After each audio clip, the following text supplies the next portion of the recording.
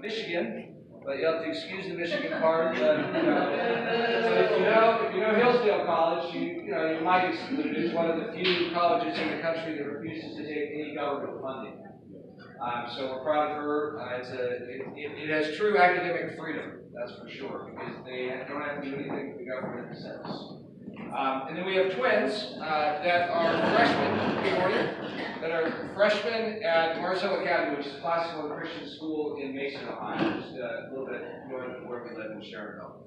I just stepped away from Procter & Gamble after 27 years on January 10th. I've never run for office before, and I had no intention of running. And then there was Mary. So my wife and I answered Mary's call because, honestly, while we had no desire to step away from my career in the company that I was helping scale at P&G, we felt that this race was just too important. And this year was just too important for Ohio to step back versus go forward. And really, as I looked at the race and as I studied it intently, because I was talking about stepping away from my job and my career, I realized that there really is only one choice in this race who can bring conservative values, conservative policies, and really be a conservative champion for the people of Ohio and the families of Ohio, and that's Mary Taylor. And if Mary Taylor is calling my number, then I need to step in. So a little bit about me. Mary wanted me to come out of the private sector, which I've done. I've worked at P&G as a vice president and as a CEO of one of their startups. So I've been running an advanced manufacturing firm in the city of Hamilton for the last 4 years, hiring over 150 machinists and plastics processors and electrical engineers and welders, because we've been showing that advanced manufacturing can work in Ohio. And Mary said, that's exactly what I need. You've seen the challenges that businesses are facing in trying to hire people, and I want that. So I kind of bring big company, small company, and then she had this matchup, and you need to be a conservative like me, which is kind of how she found me. So before I joined P&G, I had the privilege as a younger man to work as an intern in the Reagan White House. I worked for Jack Kemp when he was at Housing and Urban Development briefly, and Jack Kemp sent me to Cincinnati, sent me to Ohio in 1990 to work for a guy named Ken Blackwell, who some people know. And Ken Blackwell remains a dear friend to this day, and was also one of those guys who gave me a push behind and said, go help Mary. Because I called it. Yeah, you surrounded me. So, my wife and I have not only had that experience, but we've kind of been in the battle. I like to say I've been in the battle, but I just changed seats. So we've supported candidates at our home, like Jim Jordan. We've had several fundraisers. I walked Warren Davidson, and freshman congressman from Little North of here, through our plant in Hamilton, and wrote him checks. These are conservative champions in the House of Representatives. And we look for conservative champions in the U.S. Senate, and that's how we really focused our time. I also had the privilege of serving on the board of the Alliance Defending Freedom, which is the largest global Christian legal organization that really stands for religious freedom, for life, and for families. In fact, they're arguing a case in 2 weeks before the U.S. Supreme Court that is about coerced government speech, where crisis pregnancy centers in California have been mandated that they must refer pregnant women to abortion clinics, all the way down to the font size on the signs on their building that have to say it. Okay? And if government can tell us what to say, right, then what freedom do we have left? Okay? So that's what ADF does. You can imagine that I took a little heat as an officer in a Fortune 20 company as large as P&G Public, also being on the board of a religious freedom Christian organization. But we did that with pride, honestly, and it's the fight that we're in. So I want to tell you a little bit about Mary and then let her talk. But I looked at her record, and I'll let her tell you about her record. But I looked at her record, and it was very clear. She was a conservative. She was a conservative champion. And I looked at her electability, and I said, the only way that we win in November is if we have a conservative where people will truly come out and vote and work conservatives to elect a leader. And in this race, we do have a choice. And it's a two-way choice. It's a choice between Mike DeWine or Mary Taylor. Okay? And so my calculus on this was in 2006, which was a bad year for Republicans and conservatives. Every single Republican on the ballot lost, every single one. Mike DeWine lost the U.S. Senate seat to Sherrod Brown, okay, because of his liberal record in the Senate. Ken Blackwell lost the governor's race. Everyone lost all the way down, except for one, way down at state auditor, running for the first time statewide, Mary Taylor. She was the only Republican to win in 06. And way down ballot, she outpolled Mike DeWine by 175,000 votes. Mary Taylor's made tough. I've come to realize that, trying to keep up with her on the campaign trail. And Mary Taylor stands up for her principles, and she takes the argument to government, to the establishment. And I said, that's the kind of person that we need. When you look at Mike DeWine's record, right, Mike DeWine, as our U.S. Senator, right, was actually one of the most liberal senators, Republican or Democrat, in the U.S. Senate. Mike DeWine partnered with Chuck Schumer to take away our gun rights and earned an F from the NRA for doing so. Mike DeWine voted for amnesty for illegal immigrants. He voted to spend our taxpayer dollars for tuition and Social Security for illegal immigrants. Before we even do that, we go on. Okay? And now he wants to run as a conservative, but we need to remember the record. Truth and grace. We have to look at the record. And I, for one, have stepped in because I look at continuing to send the establishment that has records like that back and re-electing them is almost the definition of insanity to hope that they're going to change their ways. Okay? I'm tired of that. I looked at Mary's record as a staunch conservative. I know where she'll be. So that's why I'm in this race. That's why we're in this race. And we're starting to see an amazing uprising of conservatives in Ohio as we go county to county, town to town. And I'll just give you one example of that. In Miami County on Sunday, they're the only county out of all 88 in Ohio that have a convention to endorse versus have kind of the backroom politicians in the Republican Party endorse. Okay? And at the convention, there's 400 people on the floor. Mike DeWine got 10 minutes, we got 10 minutes. The people of Miami County, right in Mike DeWine's own backyard, endorsed Mary Taylor 56% to 44. Okay, that was on Sunday afternoon. And we're starting to see that when people are reminded of Mike DeWine's record, that they said, yeah, I forgot, I would never vote for him again. So, I'm going to let Mary tell you more, but that's why we're here. That's why we are waging this county by county, town by town. We so appreciate you being here. It's with your help that we will win on May 8th, and we will win in November. So, with that, Lieutenant Governor Mary Taylor. Thank you.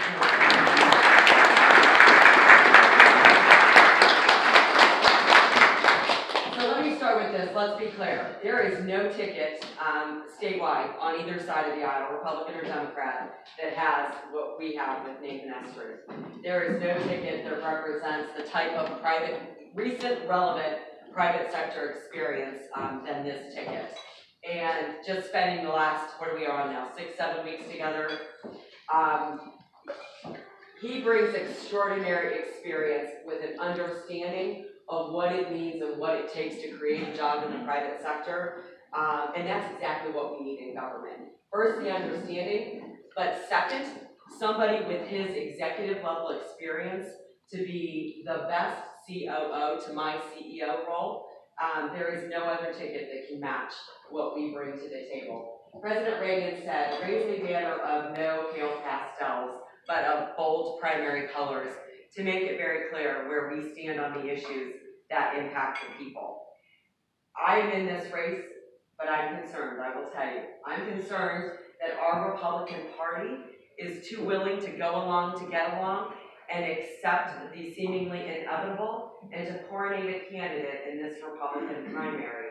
And I view that as the pale pastels, not the bold primary colors that we as Republicans expect, but also that I believe Ohioans expect.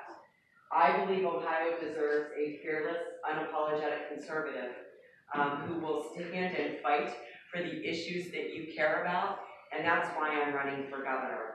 If you know me, you probably already know me, and you know this. If you don't, you've maybe read this about me. I have no problem making it unmistakably clear where I stand on any issue. And I have no problem challenging the status quo to get the right results for the people of the state of Ohio. My American dream was defined by my dad. I was born and raised in Akron, Ohio. In fact, my husband, Don, and I still live there. We've been married over 30 years, and we still live in Summit County today. But my dad was a single parent, and back in those days, that wasn't as normal as it is today. My mother left when I was 14 years old, and my sister, my brother, and I stayed with my dad. As a baby, my dad suffered from polio, but he got up and went to work every single day as a bricklayer. And that's what I saw. I saw my dad get up and work hard every single day. And I can guarantee you, he never expected that anybody owed him anything, especially the government. And he fought every single day to give his children a better life. I was the first in my family to go to and graduate from college. After graduating from college with an accounting degree, I was very lucky to be recruited by one of what was then one of the big six public accounting firms, and I started my professional career at Deloitte. And very early on, my record of challenging the status quo began. After my first son was born, while I was working at Deloitte, I decided that I wanted to spend more time at home with my son, but I still wanted to continue my professional career. So I went to my partners and asked if I could work a part-time schedule, and they in fact allowed me to do that. And more women followed because of what my partners and what I was willing to do. I spent 16 years working in the private sector as a CPA, and I got involved in politics because of the local property rights issue. A church had purchased property across the street from my neighborhood, and government was doing, unfortunately, what government does too often, trying to dictate for that church and that property owner what they could and couldn't do with their property. Ultimately, the right decision was made and the church got built, but that's basically what drug me into politics. I sought appointment to an open city council seat, was elected to serve a 4-year term on city council, and then was recruited to run for the state legislature. And I won a seat as a state representative in what Republicans essentially thought was an unwinnable district for a Republican. Within the first couple of months of serving in the legislature, my Republican Party asked me to vote for a tax increase, and I refused to do that. I voted against the budget, I voted against that tax increase, and because of that, I was kicked off of the Finance Committee. I am not afraid to stand up and do what's right, even when there's a consequence for doing so. As Nathan said, in 2006, I ran for state auditor and was the only Republican to win statewide office that year, and I also became the first and to date only CPA to be elected to serve as our state auditor. And I did what I said I would do. I held government accountable for the tax dollars they spent. I was recognized as a watchdog of the Treasury, and I wear that as a badge of honor. If there was misspending or fraud in any level of government, we held those individuals accountable. I decided to run for lieutenant governor because my office projected that Ohio was going to face an $8 billion budget deficit because of the decisions being made by, you may recall, then Democrat Governor Ted Strickland. And I decided to do this because I wanted to see conservative solutions to put Ohio back on track. As Lieutenant Governor, I've led the Common Sense Initiative reforming regulations and eliminating or changing over 7,500 job-killing regulations. I also served as the director of the Department of Insurance, where I was from the beginning, and have been the most vocal opponent of Obamacare in the state of Ohio. And it's been devastating for our individuals and also for our small businesses who are trying to offer health insurance to their employees. Now, I'm running for governor, and this is what you can expect from me. Number one, I will end the Medicaid expansion. It is not financially sustainable, and it's not the best we can do for those living in that Medicaid expansion population. And remember or keep in mind who they are. The vast majority of individuals in that Medicaid expansion population are able-bodied childless adults, and able-bodied adults should be working. And our efforts should be focused on getting those individuals back to work. I have rolled out a solution that is based on the market and consumers, and it's not a government solution, but it's a market solution. I will bring to Ohio a primary care model that allows doctors and individuals to work directly together to help restore the most important doctor-patient relationship. It's on our website if you're interested and want to learn more about it. It's marytaylorforgovernor.com, and my policy proposals are there for you to see. We will end Obamacare because it has been a disaster for our state, and I will work with President Trump to do so. And if it's not done by the time I get there, I will continue to be a vocal opponent against Obamacare. I will end Common Core and restore local control to our communities, our schools, and our parents, so they can decide what their curriculum looks like to educate their kids. We are going to emphasize our priorities with regard to education with very simple graduation standards. First, we've lost our mind on testing, and parents today don't know any more than we ever knew when my kids were in school, and my boys are 26 and 23. We don't know how our kids are progressing and how they're performing in school. So we've got to get rid of this insane testing. And we're going to have very simple graduation standards. A minimum GPA, a minimum score on the ACT that allows you to get into college remediation free if you're going to college.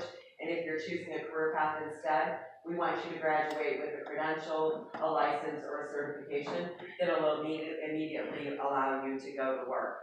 I have rolled out a comprehensive solution to our addiction crisis. Again, it's not a government solution, because there isn't a government solution. Government doesn't solve problems. By the way, I believe those solutions are in the communities. And sometimes government, though, has a role to play. So my comprehensive plan for the addiction crisis is to incentivize the private sector to build out the continuum of care we know is necessary to help those living in addiction restore their lives and live their God-given potential.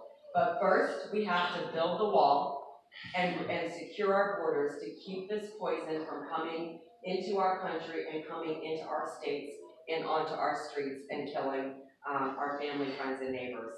It's very clearly we've got to stop it from coming from Mexico and China, and I will stand with President Trump to build the wall to make sure we can do that. I will shut down sanctuary cities. It's easy to do. You do it with the power of the purse. In the very first budget that I proposed, there will be language that basically says if you are a local government receiving funds from the state, you're going to follow federal and state laws. And if you don't follow those federal laws, then you're not going to get money from the state of Ohio. It's very easy to do. We will build the firewall to protect you, the people, from the encroachment of government. We will continue to be ardent defenders of the Second Amendment, of life, of marriage, and we will ultimately reduce the size of government to restore freedom and opportunity for every single Ohioan. So the math is pretty clear in this race. I'm an accountant, so most things to me come down to the math. Let me explain to you how a conservative beats an establishment candidate. So what are we here, 30 people in the room? So first, I need every one of you in this room to vote for us. And then I need you all to go out and tell at least 2 people, so that's another 60 votes. Ask them to tell another 2 people, so that's another 120 votes. And we're going to walk out of here with a couple hundred votes because you all and we all got to spend time together this morning. We are doing this, it's the effective compounding. We are doing this all over the state of Ohio, and I am making that same request in every single room that we are in. There is, Ronald Reagan said, there's a time for choosing. This is a time for choosing. There is a clear choice in this race. You've got Mike DeWine and John Hustick, career politicians, good old boys, and then you've got Mary Taylor Nathan Estruth. We represent over 40 years in the private sector together, and we are the conservative choice. We are the non-establishment choice. We as conservatives can win this race on May 8th, and that is our time for choosing. And then on May 9th, we're all going to come back together, and then we're going to take on and defeat the dire threat of Richard Cordray or Dennis Kucinich. And as Republicans, we are going to put our best foot forward with the best conservative choice and the conservative candidates that can ultimately win in November, and that's what's most important. So I am Mary Taylor. I am an unapologetic conservative, and I will continue to fight the establishment for every one of you in this room and every single Ohioan, because I believe Ohio deserves nothing less. So thank you for being with us this morning, and we'd be happy to take your questions if you have a few questions. Thank you very much.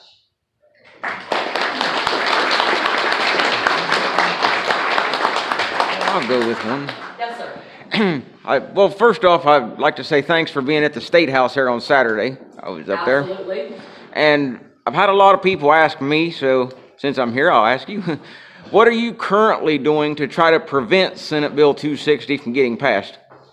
Which one is 260? The one that we were fighting against at the State House, the assault weapons ban. So I have been very clear and steadfast in my opposition to any reduction in our Second Amendment rights, and I will continue to stand firm with regard to my position on the Second Amendment. And you know, when Governor Kasich a couple weeks ago rolled out his plans to reduce our Second Amendment rights, I very quickly spoke out against that. And I will continue to do so. And just so you know, on my Second Amendment record, when I was in the legislature, I co-sponsored and voted for concealed carry.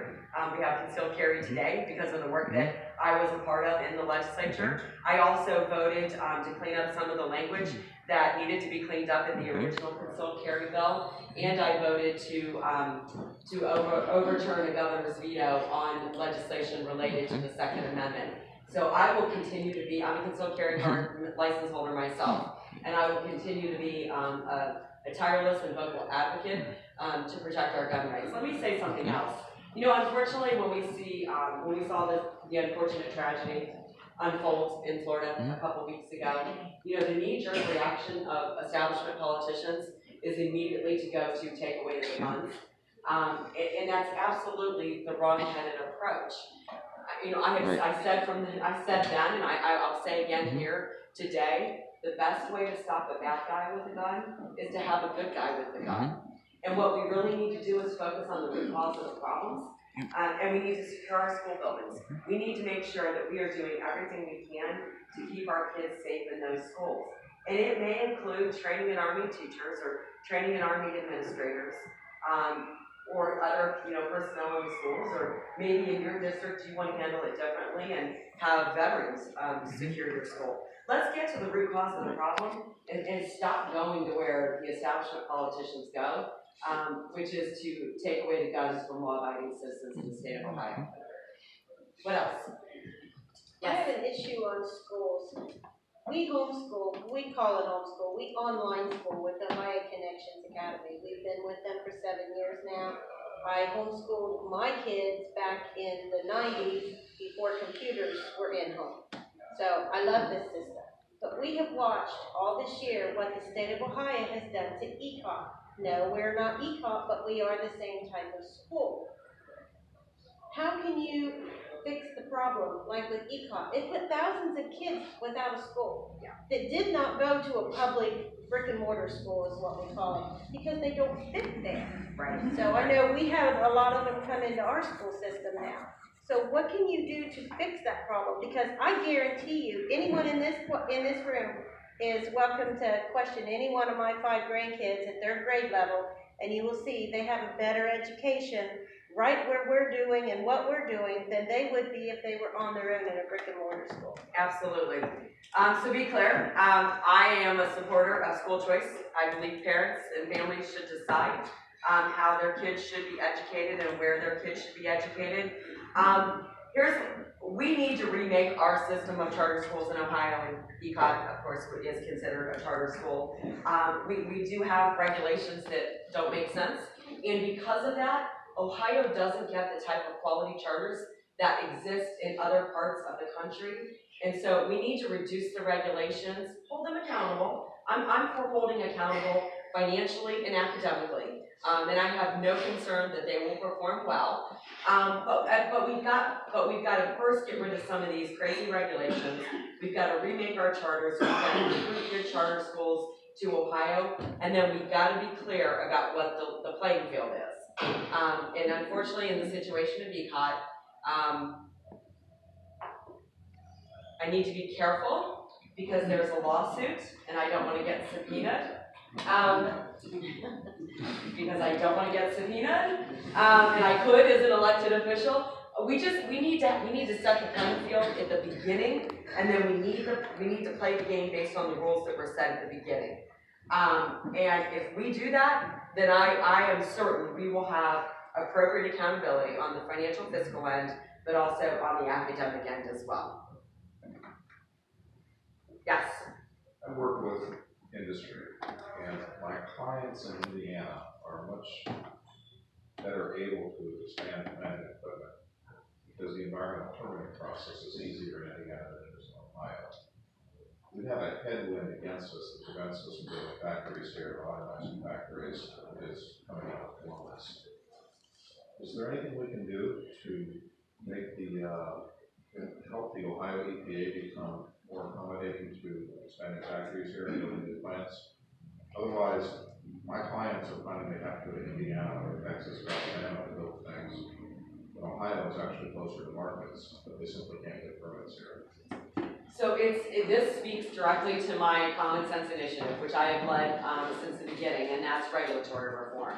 Working directly with the EPA when they're proposing new regulations, bringing in the business community and those that are impacted, and having the discussion up front about what the impact is going to be on those businesses that are contemplating or are doing business in the state of Ohio, and making sure that we have common sense regulations. We push back and have pushed back. In fact, the Ohio EPA pulled regulations because of our efforts at CSI working with the business community. But just to say that, so we have to continue CSI and expand its reach.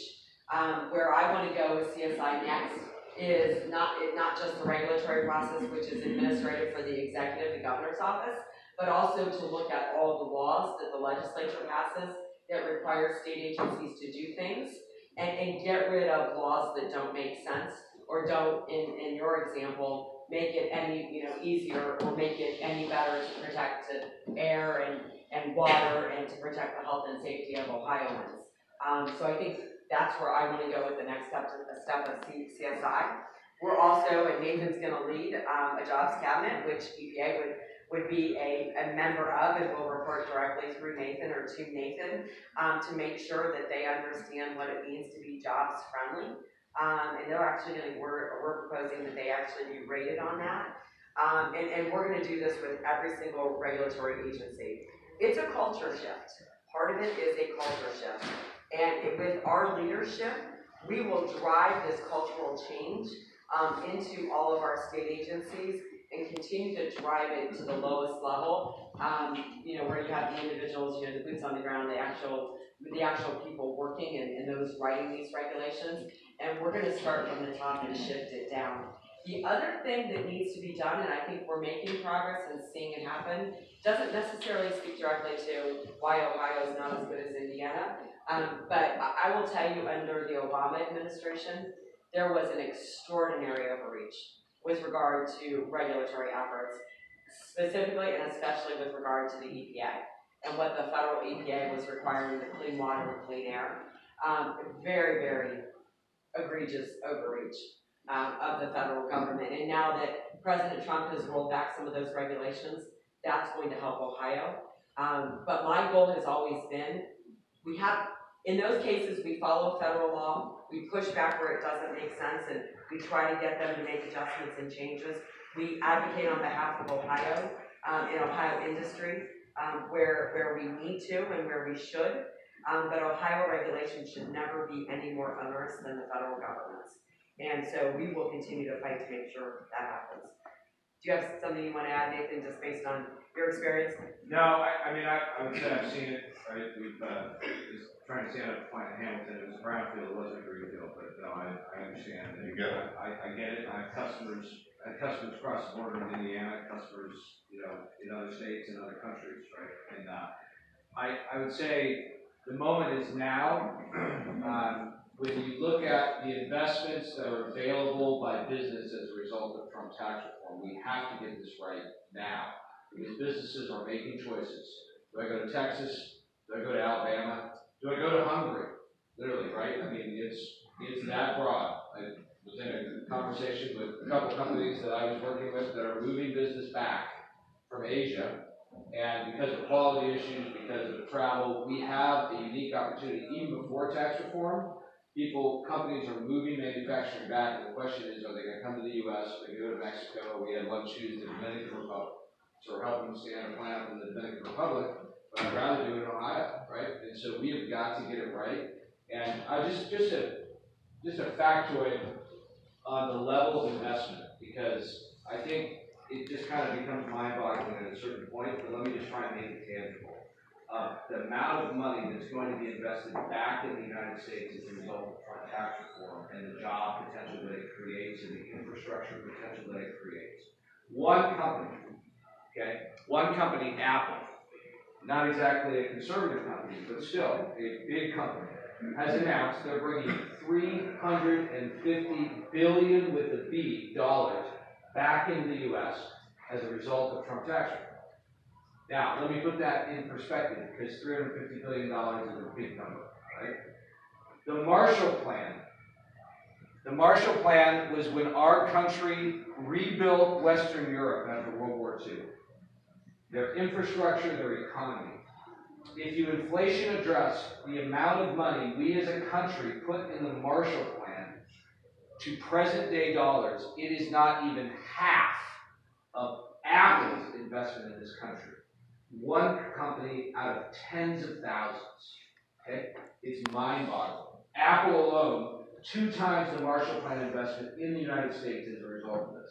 So if Ohio doesn't get it right, if we don't get more of these regulations back to a common sense approach like Mary's been doing in the Common Sense Initiative, but now taking it across all the departments, as she said, if we don't get our education system right so we have people available for jobs, and if we don't tackle the opioid epidemic, which we also haven't really touched on, but you often do, right? Those are the key issues, right? Just finding people to hire that are trained, will take a drug test, and can pass a drug test is one of the biggest impediments we have to businesses growing in Ohio.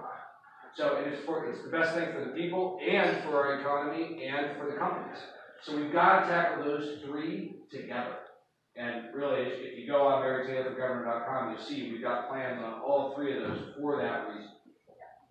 Well, let me say this as well. As your governor, I will be the biggest cheerleader, the loudest voice, your best advocate across this country, making sure that Ohio gets more than its fair share of these type of Apple investments. Now, maybe it won't be directly Apple, but there are going to be other companies making significant investments in this country and creating jobs. And my goal is to make sure Ohio does better than everybody else. And we have to tackle these challenges if I'm going to have something to sell. Well, to put your numbers into something tangible. Yeah. The amount of money Apple's bringing back is equal to the capital equipment sitting at 700 leftover paper mills. We're talking serious money. Very serious. Yeah, very serious. Absolutely. What else? So Governor Nathan, I think we have time for maybe 1. Tomorrow, let's go here and then we'll go back to you. I'll do it. I believe it's House Bill 512, which wants to do away with the State Board of Education. Where does that stand, and what is your opinion on that? So where it stands, as best I know, is that it doesn't have the type of legislative support that I think the governor had hoped. One thing I've never done and will never do is predict what the legislature is going to do. But I don't think that it has the level of support it needs to pass. Having said that, if you oppose 512, which is basically consolidation at the state level of education, I would encourage you to stop it in the legislature. Contact your representative, your state representative, your state senator, and stop it at the legislative level. Because if it gets to the governor's desk, my guess is he's going to sign it, and I think the administration is part of this bill. Also, to me, it's the exact opposite of what I want to do.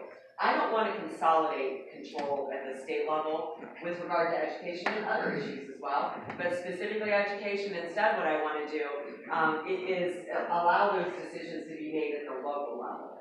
So that House bill is the exact opposite of where we will be with regard to education policy and the control of education. As you said, it eliminates the Department of Education, but actually, it actually grows bureaucracy, and it's a power grab in Columbus, is what it is. It consolidates. Yeah. Yeah. I mean, it purports to eliminate. It takes away the local control. It takes away local It takes away local control. It's the exact opposite. House Bill 176 is, I think, the one that's more akin to what you're looking at. Yes. How you do it. Yes. So if you want to look at a comparison, House Bill 176. Okay, how about you? You kind of answered one question on the first answer. I'm very displeased with the basic, and the veto, or go to veto, because it's all about this, kind of tells me that you're not following those tracks. I don't want the continuation of cases. But my question is, and that's good. But my question is, what is your opinion on the movement to try to privatize our state prisons? The movement to privatize state prisons? Yes. So, that's a great question. I knew that was something the governor wanted to do, and I'm not sure, I don't know that I ever got into the weeds of the reasons to do so. And I'm not opposed to privatizing government functions where they make sense, but it has to make sense. And you have to be doing it for what I consider to be, kind of broad. What is the broad or the goal? What is the goal, right? Better service, lower cost, more efficient, more effective, specifically with regard to our prisons, safety, all the, safety, are the guards safer in the prisons, one way or the other, or the prisoners safer in the prisons one way or the other. How are we doing on recidivism rates? What our goal is, the interesting thing about, and you probably know this, right? Over 90% of the people who go to prison get out.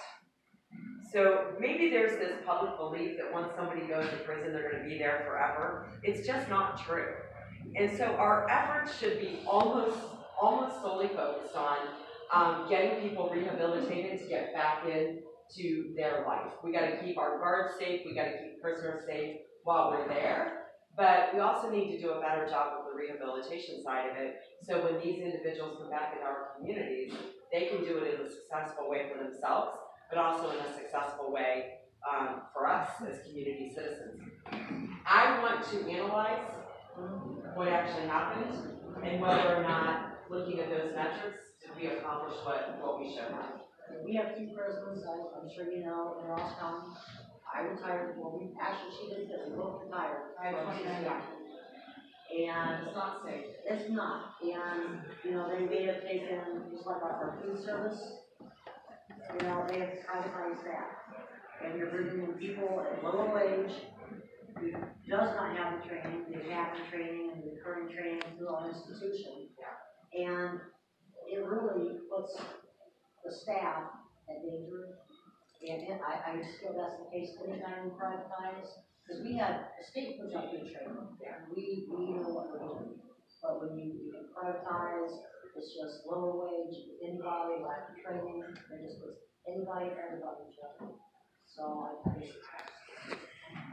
So with kind of that metrics that I outlined, I will review what we've done with regard to our prisons and make decisions based on what the facts show. Again, is it you're saying you've been there, you were there, it's not as safe. Yeah, my son-in-law still works. Still there. How there's assaults going on every day. Do they really? Yeah. So because they just don't have enough staff. Okay. And if you start lowering the rate, lowering their salary, you're not going to get anybody doing it. Yeah. Absolutely. But what you have to go through and what you have to do, if you're not going to do that, you're $10 an hour. Right. So, what I would commit to you is that, and I'm committed to taking a look at it and measuring and evaluating it based on, the facts and looking at all the metrics that I think are important, but also listen to people like you who are there and say, what is going on and how has the environment changed, and are we doing a better job? And if we're not, then, I would be willing to take a look at, how do we make adjustments accordingly. Yeah, we were both still working there when Casey was trying to take our unions away and privatize. And we weren't really going to, we're not allowed to strike. We did, just got in front of the police and everything. And we fought him when we got it back. We hope you're not going to do that. I have no plans to do that. Don't know what the legislature's going to do. I understand. But I have no plans to do I want to that. protect my son-in-law. His mom's sitting right back there in the corner. So I will mention one thing. You kind of mentioned his name for the first time, but Kasich kind of the elephant in the room. So I left this out of my story, but my wife and I looked at Barry when we were talking about getting in, that I love the record and I love the champion of conservative causes, but I also said, you are John Kasich's LG, help me with this. And the simple answer was, John Kasich left me, John Kasich left conservative, John Kasich left the Republican Party. I'm still the same Mary Taylor.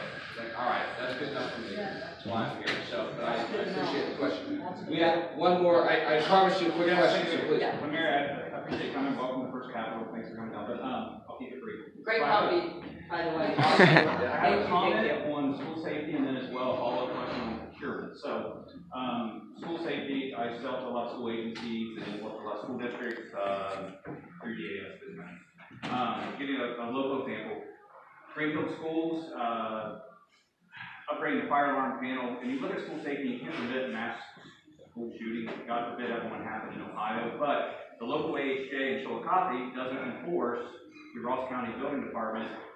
When you upgrade a fire alarm panel, you need to bring it up to a voice system. He says, oh no, it's a depressed community, they can't afford it. Money was set aside through a levy. And I guess my issue is if you can push that message out and enforce just codes on the books, you know, that's critical because the laws are in place for protection. Don't try to reinvent the wheel. So that was my comment on school safety.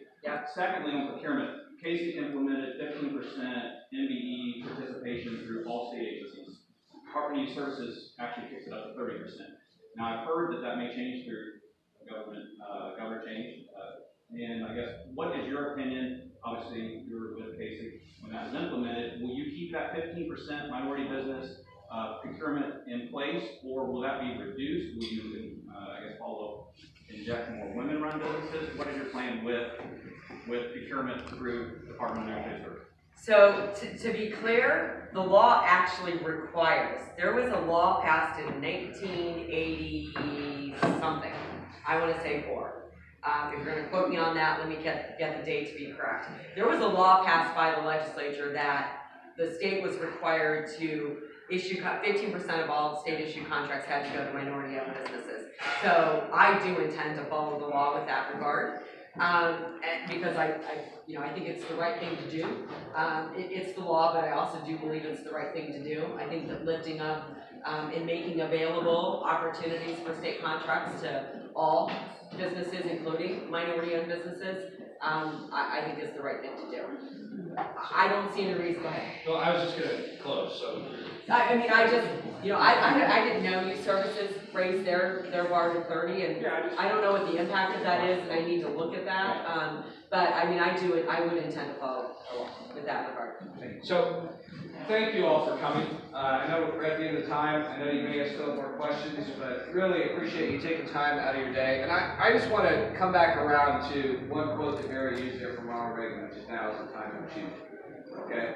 And I want to emphasize this establishment versus conservative, career politician versus private sector choice that you have. Okay? Because it's important. Okay? We literally have 56 days left, and what Mary asked you to do in telling friends and asking them to tell friends is incredibly important. Remember who Mike DeWine is. Okay? He voted for amnesty, right? He voted to spend taxpayer dollars for tuition of Social Security for illegal immigrants. Okay? Even as Attorney General, he wrote the mandate to give illegal aliens driver's license in Ohio. Okay? And what can you do with a driver's license, folks? Right? So, at the end of the day, remember who he is. And remember, when he's out there saying he's pro-life and pro-Second Amendment, the number one job of a U.S. Senator, the number one job is what judges do you confirm? Okay? Do you confirm federal judges that will follow the law and the Constitution or will overreach? Anyone heard of Sonia Sotomayor? Anyone heard of Merrick Garland? Those are Barack Obama's 2 appointees to the U.S. Supreme Court. Mike DeWine voted for them when they were nominated by Bill Clinton, before Barack Obama voted for them. And by the way, the arch-conservative Mitch McConnell across the river voted no. That was a little tongue-in-cheek, right? So Mitch McConnell voted no. John McCain voted no. Mike DeWine voted yes.